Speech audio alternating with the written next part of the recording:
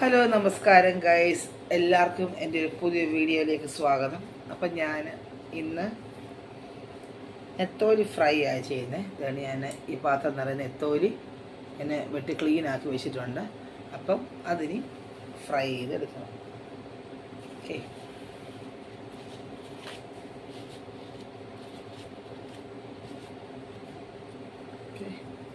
അപ്പം നമുക്ക് ആദ്യം അതിനാവശ്യമുള്ള പൊടികളൊക്കെ ഇട്ട് നമ്മൾ നെത്തോലി ഫ്രൈ ഒന്ന് മിക്സ് ചെയ്യാം. അപ്പോൾ ഇതിനകത്തോട് ഞാൻ ആദ്യം ഇടാൻ പോകുന്ന ജിഞ്ചർ ഗാർലിക് പേസ്റ്റ് ഉണ്ട്. അത് ഞാൻ അളവൊക്കെ നമ്മുടെ വരുമോ നമ്മളത് തീരുമാനിക്കുന്നതിൻ്റെ ആവശ്യത്തിനുള്ള അളവൊക്കെ. ഓക്കെ, എനിക്ക് അതിന് പ്രത്യേക അളവുകളൊന്നും ഇത്ര സ്പൂണൊന്നും ഇല്ല. നമ്മൾ നോക്കും, നമ്മളൊരു കൈ അളവ് ഒരു പരുവം നമ്മൾ അങ്ങ് ഇടുവാണേ. ഓക്കെ, ജിഞ്ചർ ഗാർലിക് പേസ്റ്റ്, പിന്നെ നമ്മൾ ഉപ്പുപൊടിയൊക്കെ ഓരോരുത്തരുടെ സൗകര്യം അനുസരിച്ച്. ഓക്കെ, ഇപ്പം മീൻ വറുത്തതും അതുപോലെ ഇറച്ചിക്കും മീനൊക്കെ ലേശം ഉപ്പിടുന്ന നല്ലത് അല്ലേ, ടേസ്റ്റ് വരുന്നത്. അപ്പം ഇതിലൊരു 3 സ്പൂൺ ഉപ്പിട്ടു. നമ്മൾ മുളക് പൊടി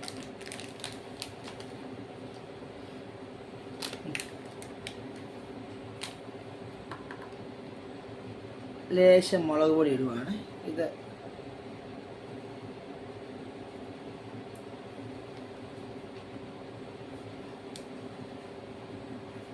ഒരു 2 സ്പൂൺ മുളക് പൊടി. 3 സ്പൂൺ ഇട്ടോ കുഴപ്പമില്ല, കാരണം ഇച്ചിരി കൂടുതൽ അളവുണ്ട് മുളക് പൊടി. പിന്നെ നമ്മൾ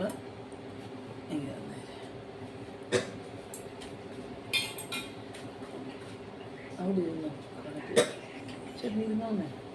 പിന്നെ ഇതാണ്ട് ഒരു നല്ല വലിയൊരു സ്പൂൺ മഞ്ഞൾപ്പൊടി. അതിടയ്ക്ക് അന്നേരം വന്ന് നോക്കിയാൽ ഇനി ഇതാണ്ട്. പിന്നെ ഫിഷ് മസാല, ഞാൻ ഈ ഫിഷ് മസാലയുടെ വെച്ചിടുന്നുണ്ട്. ഫിഷ് ഫ്രൈയുടെ ആവശ്യമുള്ള ഫിഷ് ഫ്രൈ ഇടാം. അതെനിക്ക് ഫിഷ് കറിയുടെ മസാല ഇതിലിടുന്നതൊന്നും ഇഷ്ടമേ, അതൊന്നുകൂടെ ടേസ്റ്റ് വരാം. ഫിഷ് കറി മസാല ഓക്കെ നന്നായിട്ടിട്ടുണ്ട്. ഒരളവാണ് നമുക്ക് ആവശ്യമുള്ളത് നമ്മൾ എഴുതാം. പിന്നെ ഞാൻ ഒരു ലേശം സൺഫ്ലവർ ഓയിൽ കൂടി ഇതിൽ ഒന്ന് പിടിക്കാൻ വേണ്ടി ഒഴിക്കുന്നുണ്ട്. ഓക്കെ, നമ്മുടെ അരപ്രദേശ് പരത്തുന്നതിൻ്റെ അകത്ത് ലേശം സൺഫ്ലവർ ഓയിൽ കൂടെ ഞാൻ ഒഴിച്ചു. കണ്ടല്ലോ, ഈ പരുവാണ്. ഇത് നമ്മൾ നന്നായിട്ടൊന്ന് മിക്സ് ചെയ്യാം. എല്ലായിടത്തും പിടിക്കുന്ന പോലെ നമുക്കതൊന്ന് മിക്സ് ചെയ്ത് കൊടുക്കാം.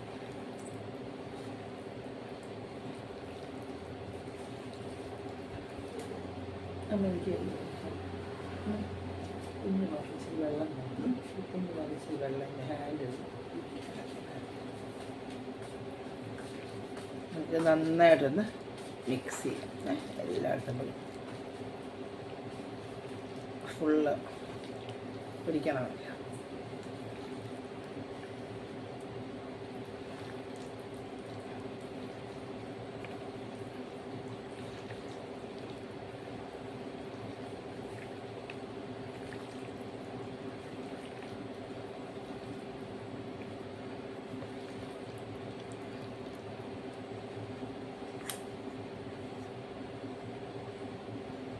വേണ്ട, എല്ലാം നന്നായിട്ട് മിക്സ് ചെയ്തിട്ടുണ്ട്. നമുക്ക് തിരക്കുള്ളതുകൊണ്ട് നമ്മൾ ഒത്തിരി നേരം ഞാൻ വെക്കത്തില്ല കേട്ടോ, അതൊക്കെ അങ്ങ് പിടിച്ചോളും.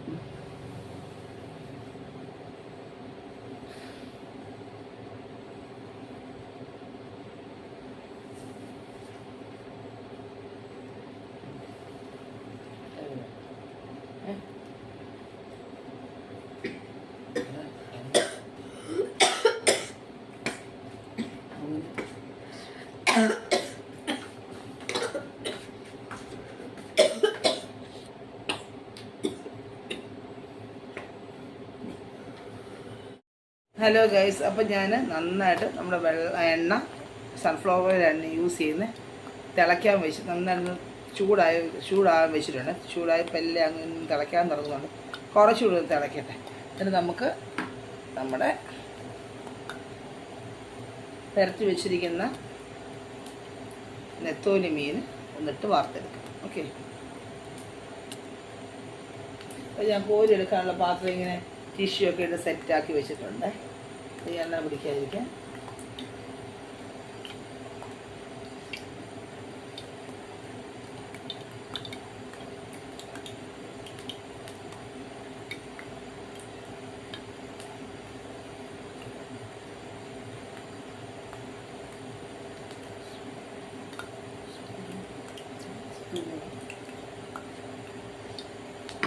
വലിയ സ്പൂണുണ്ട്.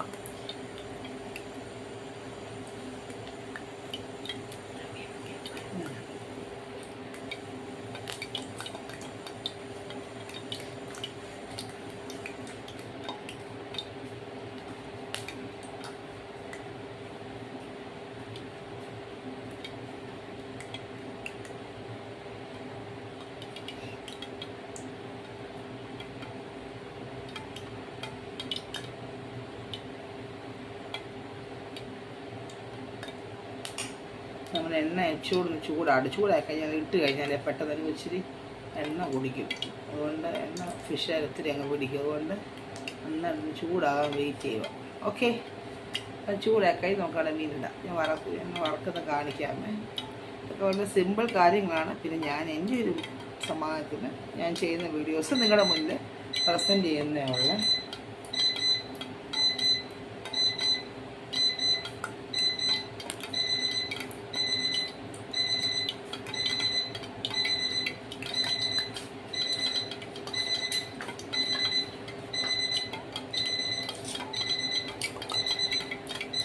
അപ്പോൾ നമുക്ക് ഫിഷ് അതിൻ്റെ അകത്തോട്ടിടാം.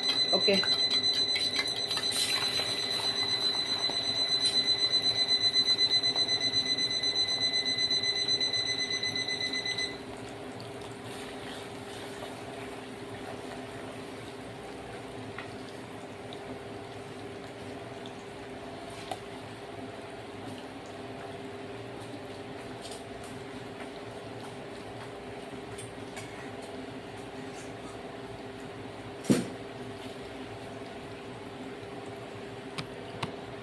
അപ്പോൾ ഞാൻ നിങ്ങളെ ഫിഷ് എണ്ണയിൽ കിടന്ന് തിളയ്ക്കുന്ന കാണിക്കും. ഓക്കെ, കണ്ടോ, ഇങ്ങനെ മീൻ ഇട്ടിരിക്കുകയാണ്. നന്നായിട്ട് ചൂടാവട്ടെ.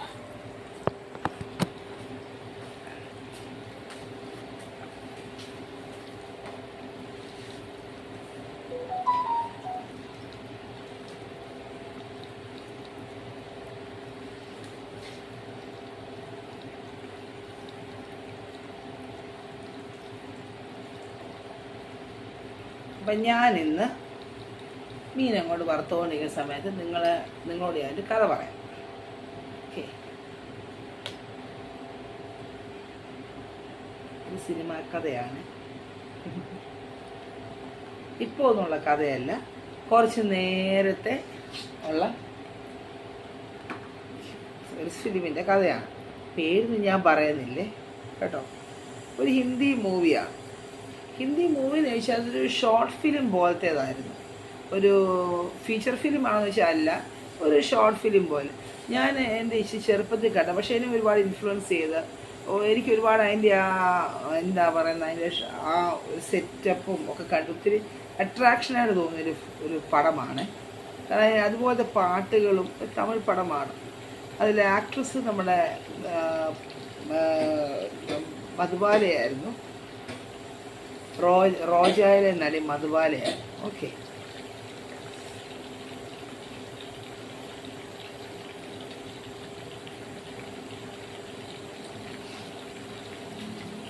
അപ്പോൾ ആ പടം എങ്ങനെയാണെന്ന് വെച്ച് കഴിഞ്ഞാൽ, ഒരു യങ് കപ്പിൾസ് ഹസ്ബൻഡും വൈഫും ഭയങ്കര സന്തോഷത്തോടെ ഫാമിലി ലൈഫ് ലീഡ് ചെയ്യുമായിരുന്നു. ന്യൂലി മാരീഡാണ്. അപ്പോൾ അവർ എല്ലാം രണ്ടുപേരും വെൽ എഡ്യൂക്കേറ്റഡാണ്. അതുപോലെ ഫാമിലീസ് രണ്ടും സമ്മതിച്ച് ലവ് മാരേജ് ആയിരുന്നു എന്ന് വ്യക്തമല്ല, എങ്കിലും അവർ ഹസ്ബൻഡ് വൈഫ് ഭയങ്കര റൊമാൻസും ഭയങ്കര സെറ്റപ്പിലായിരുന്നു. നായിക എന്ന് പറയുന്നത് നമ്മുടെ മധുബാലയാണ്. റോജ ഫീൽ മധുബാലയാണ് നായിക. അപ്പം അവർ അങ്ങനെ ജീവിച്ചിരിക്കുക. അങ്ങനെ പോകെ ഒരു ദിവസം കിഡ്സൊന്നും ആയില്ല. ഒരു കല്യാണം കഴിഞ്ഞ് ഒരു 6 മാസത്തിനുള്ളിൽ ഇവരൊക്കെ ഭയങ്കര സ്നേഹവും ഭയങ്കര പാട്ടും നമുക്ക് കാണുമ്പോൾ നമുക്കറിയാം അവരുടെ ആ ലൈഫ് പോകുന്നത് എങ്ങനെയാണ്. ഭയങ്കര എൻജോയബിൾ ലൈഫാണ് അവർ ഡീൽ ചെയ്യുന്നത്, വഴക്കൊന്നും ഇല്ലാതെ തുടങ്ങിയല്ലാണോ. പ്രത്യേകിച്ച് ഫിലിം ആകുമ്പം ഡയറക്ടറല്ലേ നിശ്ചയിക്കുന്നത് പ്രശ്നം വല്ലതും ഉണ്ടോ. അപ്പം അങ്ങനെ പോകെ ഒരു ദിവസം അവരുടെ ഹസ്ബൻഡിന് ഒരു വലിയ ആക്സിഡൻറ്റ് പറ്റി അദ്ദേഹം മരിച്ചു. അപ്പം മരിച്ചു പോയി കഴിയുമ്പം ഈ സ്ത്രീ അങ്ങ് ഭയങ്കര ഡിപ്രസ്ഡ് ആവും. അങ്ങനെ ഇവർ ഭയങ്കര ഇഷ്ടപ്പെട്ട് ആ പ്രത്യേകിച്ച് ഇപ്പോൾ എനിക്ക് ഓർമ്മ വന്നത് ആ ഒരു കാശ്മീരിൽ ടൂറ് പോയ ദമ്പതികളില്ലേ, അവർക്ക് കാണാൻ പോയി വിവാഹം കഴിഞ്ഞ എത്രയോ ദിവസങ്ങൾക്കുള്ള അവരവിടെ പോയത് അല്ലേ.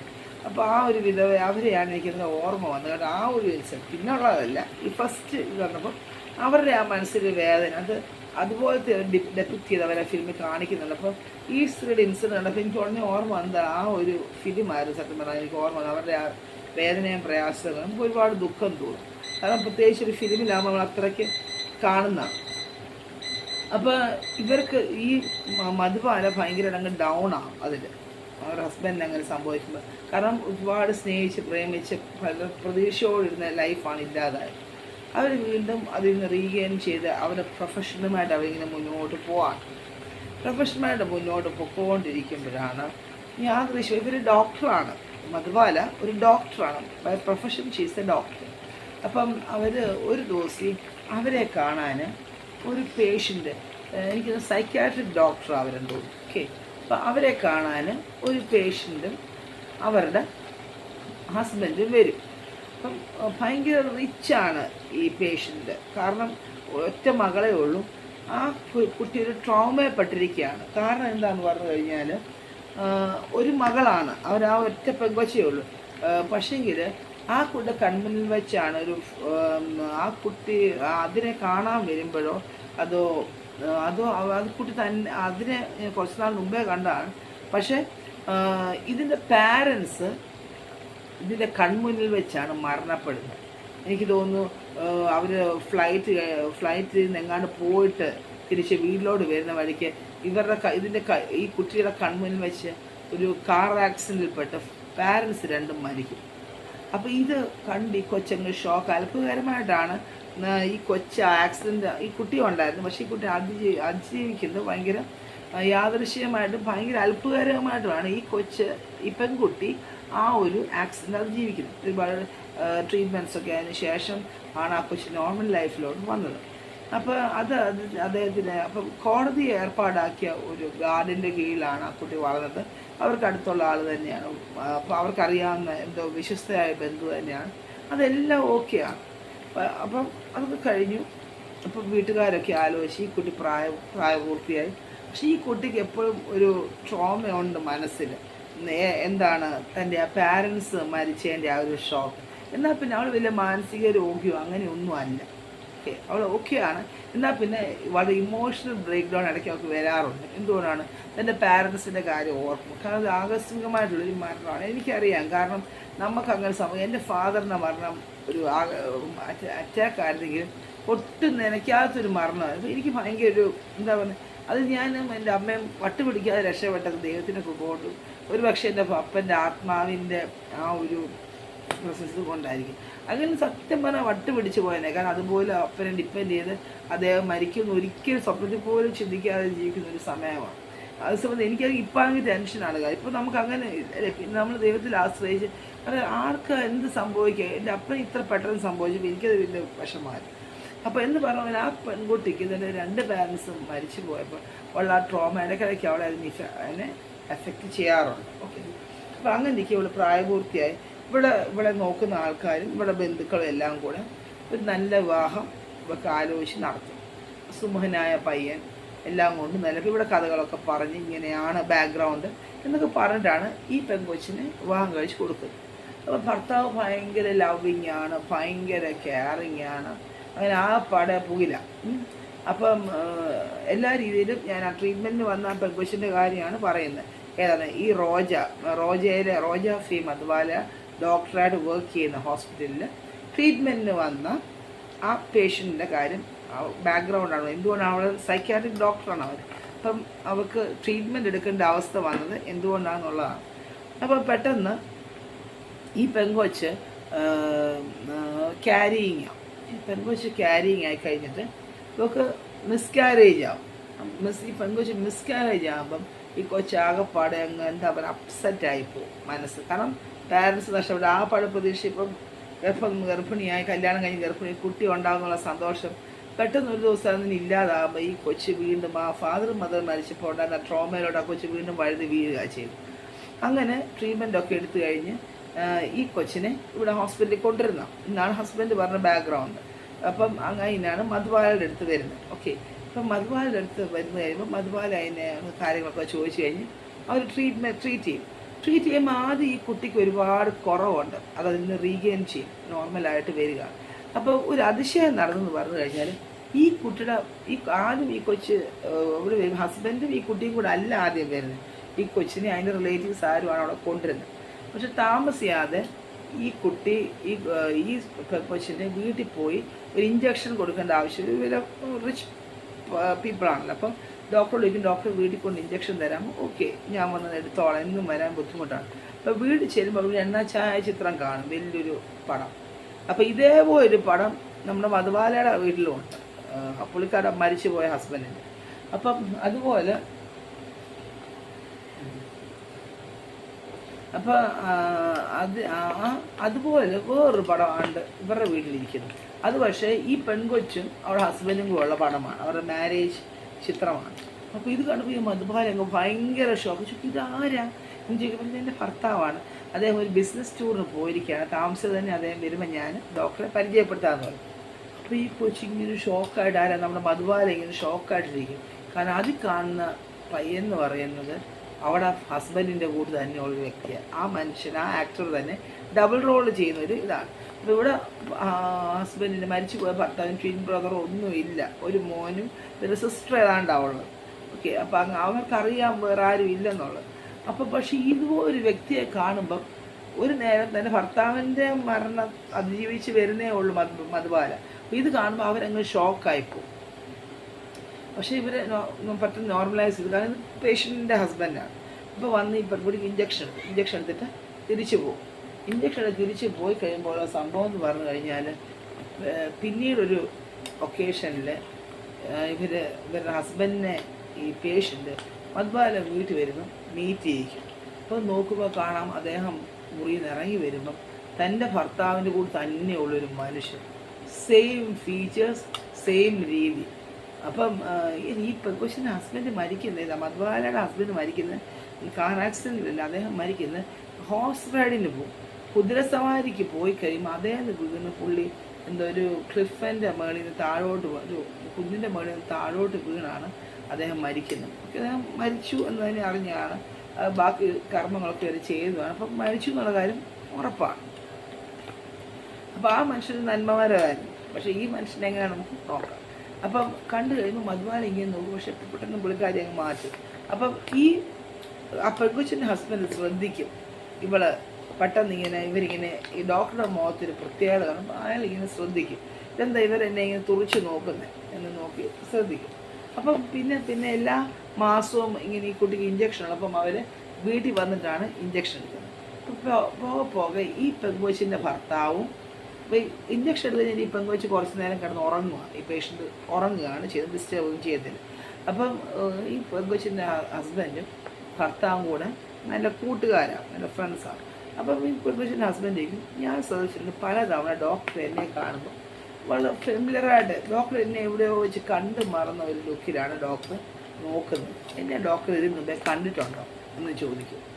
അപ്പം ആദ്യം ഒന്നും ഇവിടെയൊന്നും പറയില്ല, എനിക്കില്ല ഒന്നുമില്ലെന്ന് പറഞ്ഞങ്ങ് പോകും. പക്ഷെ പിന്നെ ഇവിടെ കുറച്ച് കിടക്കുമ്പോൾ ഈ മനുഷ്യൻ ചോദിക്കുമ്പം ഇവള് ഉള്ള കാര്യം മുഴുവനും എൻ്റെ ഹസ്ബൻഡിൻ്റെ കൂട്ടാണ് താങ്കളെ ഇപ്പം ഒരു ദിവസം താങ്കൾ എൻ്റെ വീട്ടിൽ വന്നാൽ താങ്കൾ തന്നെ അതിശയിച്ചു പോകും അദ്ദേഹത്തിൻ്റെ പടം കണ്ട്. ഇതറിയാൻ വേണ്ടി ഒരു ദിവസം ഈ ഡോക്ടറുടെ ഭർത്താവ്, ഈ ഡോക്ടർ ഹസ്ബൻഡല്ല, ഈ പേഷ്യൻറ്റിൻ്റെ ഭർത്താവ് ഡോക്ടറുടെ വീട്ടിൽ പോയി നോക്കുമ്പോൾ അയാളുടെ കൂടെ തന്നെയുള്ളൊരു പടം അവിടെ വീട്ടിൽ മധുബാലയുമായിട്ടുള്ള ഫോട്ടോസുമായിട്ടുള്ള. അപ്പോൾ ഈ പേഷ്യൻറ്റിൻ്റെ ഹസ്ബൻഡ് ആകെപ്പാടെ അങ്ങ് അതിശയിക്കുന്നത്. അപ്പം പെട്ടെന്ന് പക്ഷേ അയാൾ ഭയങ്കര ക്രൂക്കടാണ്. അപ്പോൾ അയക്ക് അന്നേരം ഇവിടെ മനസ്സിൽ വരുന്ന ഇമോഷൻസ്, തൻ്റെ ഹസ്ബൻഡിൻ്റെ കൂട്ടുള്ള ആളിനെ കാണുമ്പോൾ ഇവിടെ മനസ്സിൽ വരുന്ന ചേഞ്ചസ് ഒക്കെ അയാൾ നിരീക്ഷിക്കുന്നുണ്ട്. പക്ഷെ ഇവളൊരു മണ്ടിയാണ്, ഇവൾക്ക് മനസ്സിലാക്കാൻ പറ്റിയില്ല. ആളുടെ മുഖം മാത്രം ഒരുപോലെ ആയതുകൊണ്ട് കാര്യമില്ല.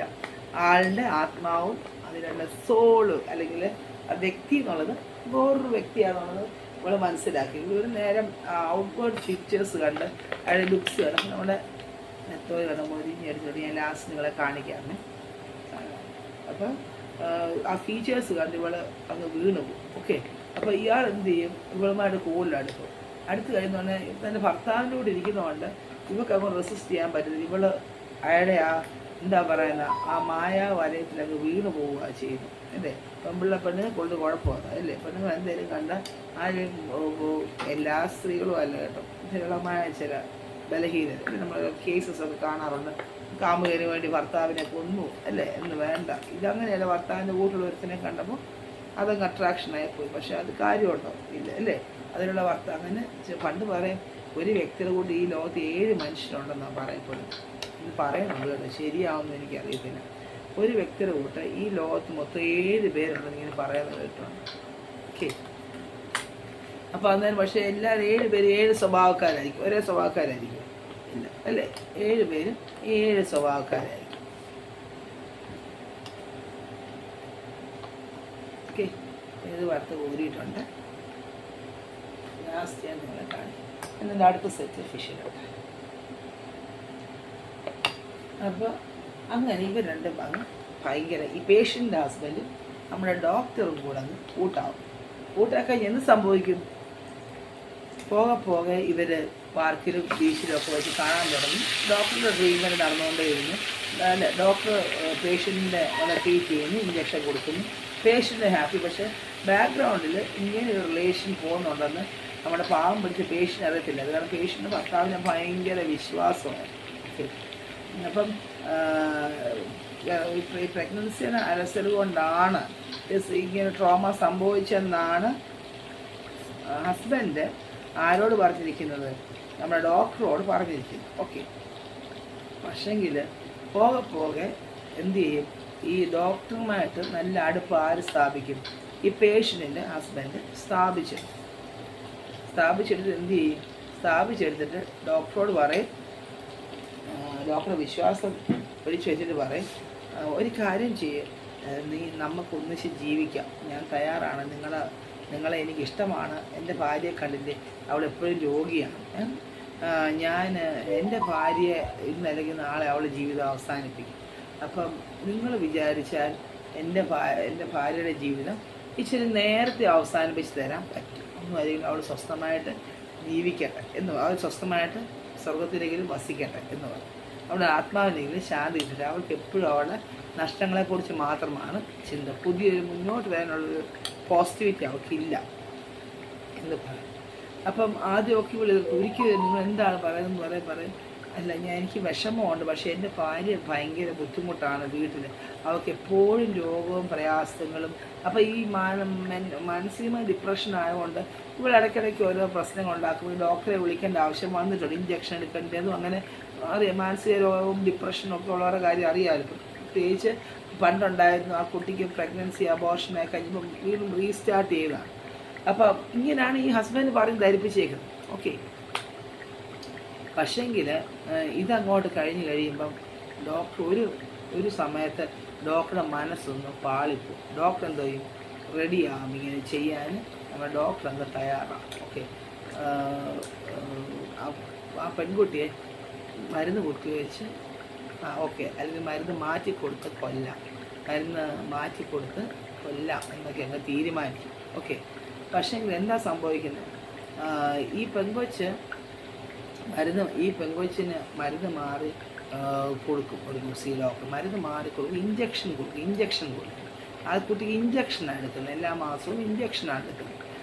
അപ്പോൾ ഇഞ്ചക്ഷൻ മാറിക്കുത്തി കഴിയുമ്പോഴത്തേക്ക് ഈ കൊച്ചും അങ്ങ് മരിക്കും. കാരണം ഈ പെണ്ണങ്ങ് മരിക്കും. അപ്പം അതിന് സ്വത്തെല്ലാം ഹസ്ബൻഡ് അപ്പോഴത്തേക്ക് കൈക്കലാകും. ഹസ്ബൻഡ് സ്വത്തെല്ലാം ഈ കൊച്ചിനെ കൊണ്ട് തമ്പ് ഇംപ്രഷൻ ഇട്ട് സ്വത്തെല്ലാം കൈക്കലാകും. എന്നിട്ട് ഈ കൊച്ചിനെ അങ്ങ് സ്വത്ത് കൈക്കാലാക്കാതെ കൊല്ലാനൊക്കത്തില്ല. അപ്പോൾ ഈ കൊച്ചിനെ കൊല്ലും. ആരെ? ഈ ഡോക്ടറെ ശുപാർശ ചെയ്തിട്ട് കൊല്ലും, നമുക്ക് ഒന്നിച്ച് ജീവിക്കാമെന്ന്. അപ്പോൾ ഡോക്ടർ തെറ്റാന്ന് അറിഞ്ഞിട്ടും എൻ്റെ ഭർത്താവിൻ്റെ കൂടെയുള്ള ആളിൻ്റെ കൂടെ ജീവിക്കാൻ വേണ്ടി ഡോക്ടർ എന്ത് ചെയ്യും? ഈ കൊടും ക്രൂരതയ്ക്ക് ഡോക്ടർ തയ്യാറാവും. മധുബാലയുടെ ക്യാരക്ടർ ഇച്ചിരി ഒരു നെഗറ്റീവ് ഷെയ്ഡുള്ള ക്യാരക്ടറാണ്. അപ്പം തയ്യാറായി കഴിഞ്ഞ് എന്ത് സംഭവിക്കും? തയ്യാറായി കഴിഞ്ഞ്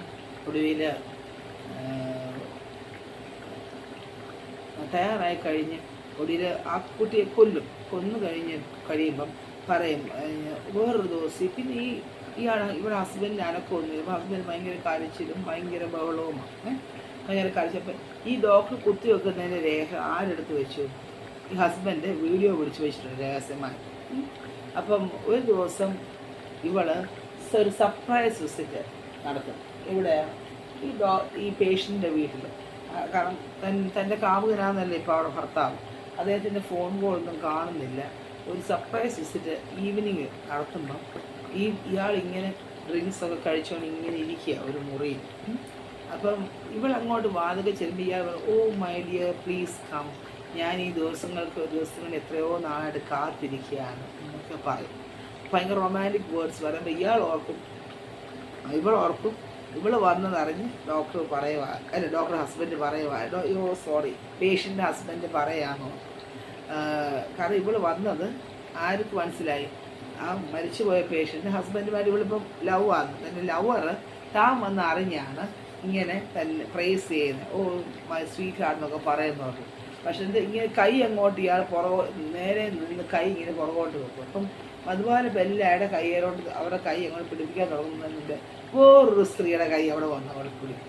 നോക്കുമ്പോൾ ആരാ? ഇയാളുടെ ഓഫീസിലെ സെക്രട്ടറി.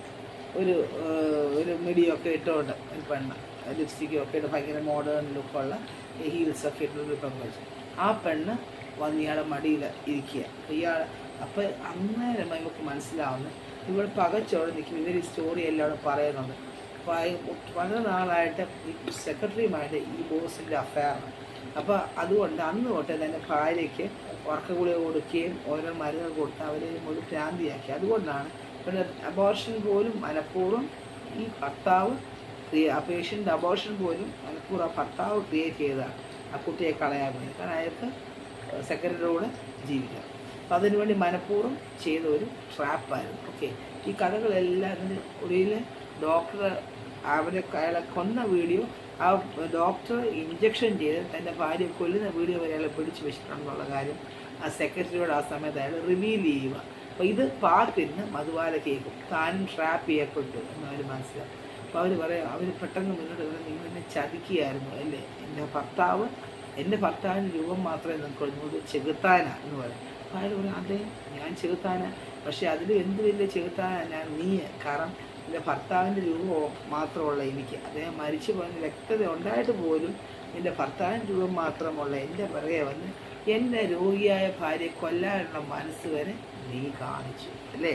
അപ്പം നീ തന്നെയാണ് ഏറ്റവും വലിയ പൊതു കുറ്റവാളി എന്ന് പറയും.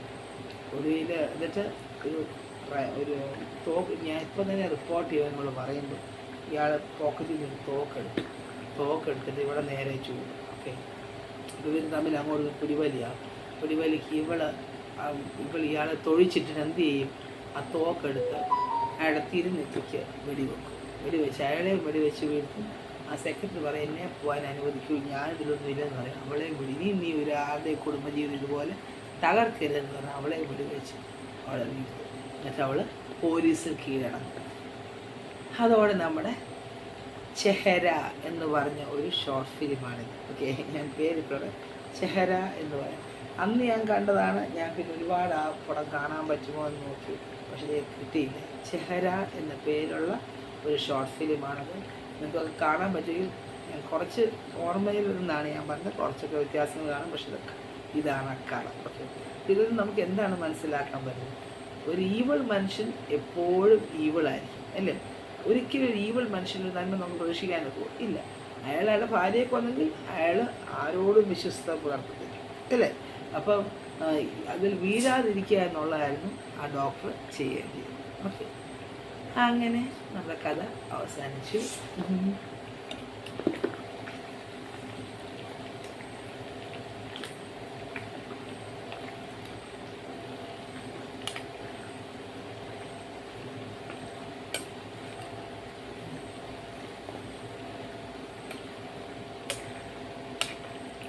നമ്മൾ രണ്ടാമത്തെ സെറ്റ് മീൻ ഇങ്ങനെ വറുത്ത് കോരിക്കൊണ്ടേയിരിക്കുന്നു, വറുത്തില്ല. ഒത്തിരി അങ്ങ് വെച്ചുകൂടെ വറുക്കാറ്.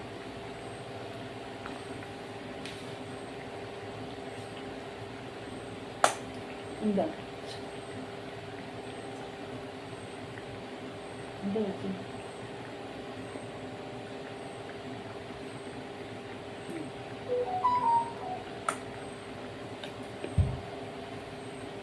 ഓക്കെ, ഇനി ഇത് കോരിക്കഴിഞ്ഞ് നിങ്ങളെ കാണിക്കാം. ഓക്കെ ഗൈസ്, ഇതാണ് എൻ്റെ നെത്തോലി വറുത്തത്. ഇപ്പോൾ കുറേ ഞാൻ വറുത്തു, ബാക്കി ഞാൻ പിന്നീട് വറുത്തോളാം. അത് നിങ്ങൾക്ക് കാണുമ്പം എല്ലാം കൂടെ കാണുമ്പോൾ നിങ്ങളാകെ ദേഷ്യപ്പെടും, നിങ്ങളുടെ സമയം വേസ്റ്റ് ആക്കുക എന്ന് ഓർക്കും. ഓക്കെ, അപ്പം ഇത്രയുമാണ് ഇപ്പം ഞാൻ വറുത്തെടുത്ത്. ഇനി ബാക്കി കുറച്ചുകൂടെ വറുക്കാനുണ്ട്, അത് ഞാൻ പുറകെ വറുത്തോളാം. അപ്പോൾ ഇങ്ങനെയാണ് ഞാൻ നെത്തോലി ഫ്രൈ ചെയ്തിരിക്കുന്നത്. ഓക്കെ, അപ്പം നമുക്ക് പുതിയൊരു വീഡിയോയിൽ കൂടെ കാണാം. Till then take care, bye bye.